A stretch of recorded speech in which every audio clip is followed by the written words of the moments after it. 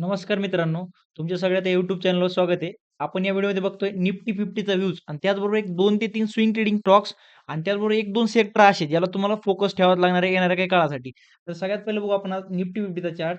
Nifty 50 जर तुम्ही daily time frame बघितला तर थोडंसं कन्फ्युजन देतंय बघा. निफ्टी 50 जर तुम्ही बघितले तर क्लिअरली जे प्रिव्हियसली सपोर्ट होता तुमचा, तो सगळ्यात पहिलं काय केलं त्यांनी ब्रेकडाउन दिली. क्लिअर. ब्रेकडाउन दिल्यानंतर आता वापस काय करतोय तो? त्या सपोर्टवर येऊन सस्टेन करतोय आणि म्हणजे कालच एक जी-डी-पीचा डेटा आलाय तो 5.6% दाखवतोय. जर मार्केट जर मार्केट 23,800 च्या खाली निघतंय, तर तुम्हाला लो सुद्धा काढताना मार्केट दिसन. 23,800 च्या खाली मार्केट सस्टेन करतंय. पण जी कालची क्लोजिंग होती, त्याच्यावरनं एक थोडंसं बुलिश स्टेटमेंट दिसतंय किंवा बायर्सनं ट्राय केलं इथं किंवा जी गॅप फिल झाला त्यानंतर वापस एकदा बायर्स येऊन कॅन्डल एक स्ट्राँग क्लोज केली सो येणाऱ्या टाईमामध्ये जर निफ्टी 50 24,300 च्या पुढे निघते, तर मी सगळ्यात पहिलं सजेस्ट करेल, की मार्केट थोडंफार एक तुम्हाला स्टेबल किंवा एक थोडंफार बुलिश दिसेल. यामध्ये तुम्ही स्विंग ट्रेडिंग ट्राय करू शकता. भरपूर जण स्विंग ट्रेडिंगला वाट बघताय. सो तुम्ही 24,300 च्या पुढे मार्केट निघतंय, तर डेफिनिटली स्विंग ट्रेडिंगला प्रेफरन्स देऊ शकता. पण एक लक्षात काय ठेवायचंय, उद्या जर in case market gap down open होतंय किंवा मॉर्निंगला ओपन झाल्यानंतर पॅनिक सेलिंग येते आणि जर मार्केट 23,800 च्या खाली सस्टेन करतंय, तर तुम्हाला मार्केट लो सुद्धा काढताना दिसेल. जर मार्केटने हा गॅप सस्टेन केला गॅपच्या पुढेच राहिली प्राइस, तर तुम्हाला एक स्ट्राँग ब्रेकआउट किंवा एक मार्केट कंटिन्यू अपसाइडला जाताना बघायला भेटेल. तर त्याचबरोबर बघायला गेलं स्विंग ट्रेडिंग स्टॉक्स, तर सगळ्यात पहिला स्विंग ट्रेडिंग स्टॉक्स आहे आपला चालेट. तर तुम्ही जर बघितलं डेली टाईम फ्रेमवर क्लिअरली, हे बघा मार्केट एवढं फॉल करते. तुम्ही ऑब्झर्व्ह केलंय निफ्टी 50 असेल, स्मॉल कॅप इंडेक्स सगळे इंडेक्स खाली पडताय. क्लिअर? तुमचं small cap, mid cap, even sectoral index खाली पडताय. निफ्टी 50 स्वतः परफॉर्मन्स वीक दिसते तुम्हाला. पण हा स्टॉक्स कंटिन्यू अप्पर साइडला होल्ड करतोय. जर इथं बघितलं तुम्ही, तर एक 200 SMA वर सुद्धा सपोर्ट घेतीये प्राइस. चेक करा. किती वेळा सपोर्ट घेतलाय? कॅन्डल क्लोजच करत नाही खाली. याचा अर्थ काय? कोणी ना कोणी बिग प्लेयर ह्या स्टॉक्सला कंटिन्यू बाय करतोय आणि जर येणाऱ्या काळामध्ये हा स्टॉक्स जर 940, 950 च्या पुढे सस्टेन करतोय किंवा हावरली बेसिसवर एखादी कॅन्डल क्लोज करतोय स्ट्राँग वाली बरं का, विथ व्हॉल्यूम 1 हॉवरच्या टाईम फ्रेमवर इथं 1 हॉवरचा टाईम फ्रेम सिलेक्ट करा. 1 हॉवरवर एक स्ट्राँग कॅन्डल बाहेर पडते आणि व्हॉल्यूमचं कन्फर्मेशन सुद्धा भेटते.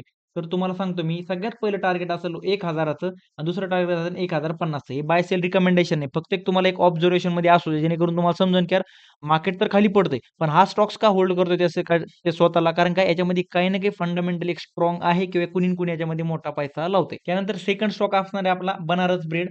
तर तुम्ही ह्या स्टॉक्सचा पण चार्ट बघितला तर हिने एक हायर टाईम फ्रेमवर एक ब्रेकआउट दिली. कंटिन्यू स्टॉक्स बघा एक अप ट्रेंडमध्ये आणि एक रिसेंटमध्ये त्यांनी कमीत कमी ना 6 वर्षाची एक रेंजची ब्रेकआउट दिली. तिचा सगळ्यात पहिला काय दिला तो झाला. सेकंड इथं चेकआउट करा, की एक स्ट्राँग व्हॉल्यूम सोबत प्राइस सस्टेन करते अप्पर साइडला. याचा अर्थ काय? मोठा पैसा त्यात डेफिनेटली आहे.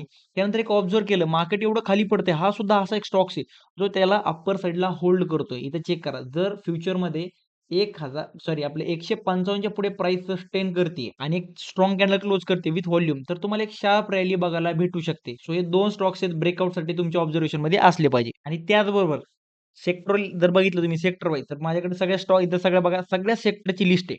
पण याच्यामधनं मी प्रिफर करतोय मोस्टली एक आयटी सेक्टर असेल सगळ्यात इम्पोर्टंट पहिलं. जर तुम्हाला निफ्टी बँक आणि ओव्हरऑल मार्केट जर वीक होतंय, बघा ओव्हरऑल मार्केट जर खाली पडताना दिसतंय तुम्हाला, तर डेफिनेटली आयटी सेक्टर एक तुम्हाला सपोर्ट करेल किंवा आयटी सेक्टरचे काही-काही स्टॉक्स एक चांगली रॅली देऊ शकतात. आणि इथं जर बघितलं, वाटलंच तर Telegramला जॉइन नसेल तर Instagramच्या बायोमध्ये लिंक आहे तिथे जाऊन जॉइन करा. तिथं ब्रेकआउट द्यायच्या पहिले सांगितलं होतं, की आयटी सेक्टर मला थोडंसं स्ट्राँग दिसतंय. ब्रेकआउट दिल्यानंतर बघा अल्मोस्ट 2-2.5% ची एक चांगली रॅली केली आयटी सेक्टर आणि आयटी सेक्टरच्या स्टॉक्सनी 7-7, 8-8% चे रिटर्न दिलेत. इथं चेक करा ट्रेंड लाईनच्या सपोर्ट पाशी आहे. जर मार्केट बेअरिश होतंय, तर माझं प्रेफरन्स असेल आयटी सेक्टरला आणि आयटी सेक्टरच्या काही-काही स्टॉक्सला. आणि त्यानंतर सेकंड ऑब्झर्व्ह करतोय मी निफ्टी फार्मा. तो का? की बाबा ग्लोबलमध्ये जर बघितलं तुम्ही, तर सध्या वॉर सिच्युएशन आहे. भरपूर म्हणजे वॉर चालू आहे भरपूर कंट्रीमध्ये. सो अशा टाईमाला ना मोस्टली फार्मा सेक्टर असेल किंवा एफ-एम-सी-जी सेक्टर लीड करतं. पण एफ-एम-सी-जी सेक्टर जर तुम्ही चार्ट बघितलं इथं क्लिअरली, तर एफ-एम-सी-जी सेक्टर भरपूर वीक दिसतंय. इथे चेक करा 200 SMA सिंपल मूव्हिंग एव्हरेजच्या खाली कंटिन्यू क्लोज करतंय. याचा अर्थ काय? हा सेक्टर थोडासा वीक आहे. म्हणजे आपल्याला प्रेफरन्स कोणाला द्यायचा आहे मग इथे? तुम्ही इथं सिंपल सांगतो तुम्हाला फार्मा सेक्टरवर तुम्ही फोकस करू शकता आणि फार्मा सेक्टर जर बघितलं तर एक आपलं डब्ल्यू पॅटर्न पण बनतं आणि एक स्ट्राँग कॅन्डलनं बाहेर क्लोज करताय. तर भरपूर फार्मा सेक्टरचे असे स्टॉक्स आहेत, जे तुम्हाला चांगले रिटर्न देतील. त्यामधलं एक डिव्हिस लॅब चेकआउट करा. जर थोडीफार इथं होल्ड होतंय, इथं थोडाफार होल्ड बघायला भेटतो तुम्हाला डिव्हिस लॅबमध्ये. ऑलरेडी बघा एक शार्प अप ट्रेंडमध्ये डिव्हिस लॅब कंटिन्यू अपसाइडला जातोय with good volume.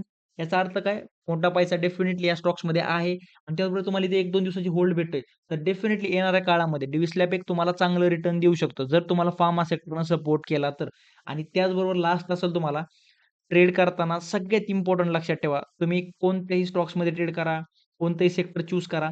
At the end risk management important आहे. रिस्क मॅनेजमेंट जो मिस केला, डेफिनेटली तुम्ही लॉसमध्ये जाता. सो सजेशन एकच आहे, कोणतंही सेक्टर चूज करा, स्टॉक्स करा, पण रिस्क मॅनेजमेंट फॉलो करा. कारण की ही मार्केट कंडिशन खूप व्हॉलटाईल आहे आणि ह्या मार्केटमध्ये जर सर्व्हायव्ह करायचं असेल, तर तुम्हाला फक्त रिस्क मॅनेजमेंटच तुम्हाला वाचवू शकतं. धन्यवाद.